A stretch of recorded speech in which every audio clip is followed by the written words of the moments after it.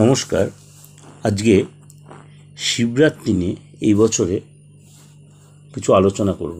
অবশ্যই আমি অলরেডি শিবরাত্রি নিয়ে অনেক প্রোগ্রামে দিয়েছি, এই বছর শিবরাত্রি নিয়েও বলেছি, কিন্তু কোন রাশি কী করবেন বা কী উপাচার সবই এগুলো বলেছি। আজকে বলবো এই শিবরাত্রিতে শুক্র বুধের ট্রানজিটে, অর্থাৎ 7 তারিখে শুক্র বুধ ট্রানজিট হয়েছে, তার জন্য কিছু কিছু রাশির জন্য গুড এফেক্ট তৈরি হবে এবং সেইটা নিয়ে একটু আলোচনা আপনাদের কাছে আমি তুলে ধরছি।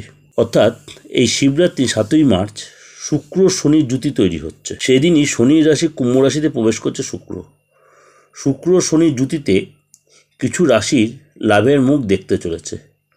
এছাড়া সর্বার্থ সিদ্ধি যোগের ফলে শিবরাত্রির সময় বহু রাশির ভাগ্যের চাকা ঘুরছে। 8ই মার্চ শিবরাত্রি অলরেডি আমি বলে দিয়েছি এবং এই দিন জ্যোতিষশাস্ত্র মতে যথেষ্ট ভালো দিন।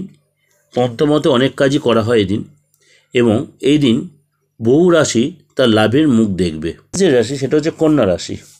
এই মহাশিবরাত্রির দিন বুধ ও শুক্রের ট্রানজিটে কিন্তু আপনার জীবনে অভূতপূর্ব একটা পরিবর্তন আসছে। আপনারা যারা সরকারি চাকরি করছেন তারা এখন সুখবর পেতে পারেন। অনেক দিনের প্রমোশনের চেষ্টা করছেন, এই সময় প্রমোশন হতে পারে। ব্যবসায়িক অবস্থা যথেষ্ট ভালো হবে। স্বাস্থ্য সম্পর্কে সতর্ক থাকতে হবে একটু কন্যা রাশির লোকেদের। কোনো কর্নিক যদি ভুগে থাকেন তাহলে একটু সাবধান। আগের তুলনায় অর্থনৈতিক অবস্থা উন্নতি হবে এবং আপনার পুজো পাঠে এসব মনে কোনো আধ্যাত্মিক চেতনা যথেষ্ট বাড়বে আর লোকের সাথে সুসম্পর্ক তৈরি হবে।